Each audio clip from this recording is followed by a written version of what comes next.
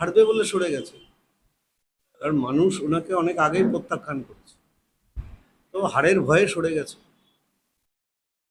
এবং পরবর্তী প্রশ্ন হচ্ছে কাকলিগুল তহসিলদার উনি পদ থেকে সরেছেন এবং তারপরে ওনাকে ওয়াই প্লাস ক্যাটাগরি নিরাপত্তা দেওয়া হয়, যেটা বিভিন্ন মন্ত্রীদের দেওয়া হয়, সেটা ওনাকে দেওয়া হয়।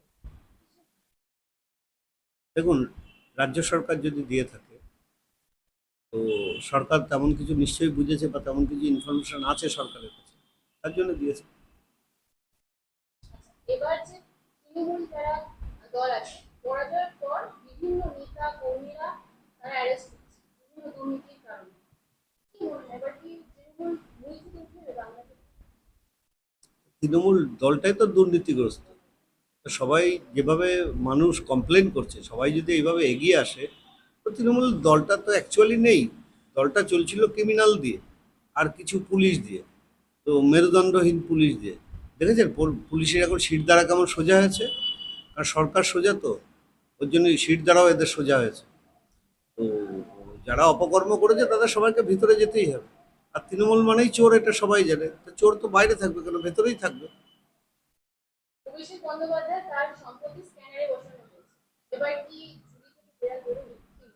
নিশ্চিত মানুষ ভরসা করে ভারতীয় জনতা পার্টিকে এনেছে, তো সেখানে অভিষেক বন্দ্যোপাধ্যায়ের যে অপকর্ম আছে, যার দুর্নীতি আছে, তার যে তদন্ত হচ্ছে, সে তদন্ত হলে পরিষ্কার হয়ে যাবে এবং সে ভেতরে থাকবে। বাইরে থাকা, তার এক মিনিটও সে বাইরে থাকবে কেন? বাইরে থাকবে, সে এত দুর্নীতি করেছে সারা বাংলাতে, ভেতরে যাবে। পরবর্তী প্রশ্ন হচ্ছে বাংলায় এবার বিজেপি সরকার, এবার কি বিহারের যোগী মডেল কি বাংলা দেখা যাচ্ছে? দেখুন, বাংলায় বিজেপি সরকার, বাংলার মানুষ এই সরকারকে এনেছে, কারণ বাংলার মানুষ হচ্ছে সেই রবীন্দ্রনাথের সোনার বাংলা ফেরতে, তার জন্য মানুষ দুহাত ভরে আশীর্বাদ দিয়েছে। 294টা সিটের মধ্যে 207, আর যে কটা ভোট হচ্ছে আগামীকাল সেগুলো হবে। তো মানুষ ভরসা করে দিয়েছে, মানুষ নিশ্চিন্তে থাকুক। মোদি গ্যারান্টি, মানুষের ভরসার কোথাও আঘাত লাগবে না, কারণ ভারতীয় জনতা পার্টিই পারে উন্নয়ন করতে। আর বুলডোজার দেখেছেন তো কলকাতার মুখেও চলেছে, কারণ আপনাদের ভাবতে হবে সিএমকে, শুভেন্দু অধিকারী, রয়্যাল বেঙ্গল টাইগার। তো আগে আগে দেখতে যাইয়ে হতা হয় क्या। সরকারি বাসে মেয়েদের জন্য ভাড়া ঠিক করা হয়েছে, কিন্তু সাধারণ মানুষের অভিযোগ যে সরকারি বাস পাওয়া যায় না।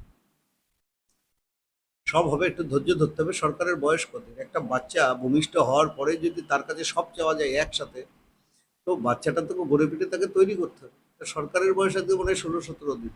একটু ওয়েট করুন। আর যারা এখনো আছে তৃণমূলের, তারা এখনো মানে সে ভাবতেই পারছে না যে তাদের সরকারটাই নেই। হ্যাঁ, কিছু কিছু অসহযোগিতা হচ্ছে, সিধা হয়ে যাবে। শুভেন্দু অধিকারী মুখ্যমন্ত্রী, সব সিধা হয়ে যাবে নিশ্চিত। আর সার্কাস দেখেছেন, সিধা হয়ে যাবে সব। লাস্ট প্রশ্ন হচ্ছে আপনি হাবড়ার নতুন বিধায়ক, হাবড়ার জন্য কি কি ভেবেছেন? দেখুন, হাবড়ার মানুষ আমাকে ভোট দিয়ে এনেছে, বিজেপিকে এনেছে এখানে উন্নয়নের জন্য। নিশ্চিত হাবড়ার মানুষের উন্নয়ন হবে, হাবড়ার মানুষের সুরক্ষাও একদম 100% নিশ্চিত হবে সুরক্ষা। দেখেছেন তো চোর ডাকাত সব আস্তে আস্তে অ্যারেস্ট হচ্ছে হাবড়ায়, নিশ্চিন্ত থাকুন। হাবড়ার বাসিন্দাদের একটা অনেক দিনের অভিযোগ যে যে ব্রিজটা হওয়ার কথা রয়েছে হাবড়া বাজারে, সেটা অনেকদিন ধরে আটকে আছে। যানজট মুক্ত হাবড়া হবে, যানজট মুক্ত, যানজট একটা বড় সমস্যা, যানজট মুক্ত হাবড়া হবে, এবং হসপিটালও বড় সমস্যা, এছাড়া অনেক সমস্যা আছে, আস্তে আস্তে সেগুলো হয়ে যাবে।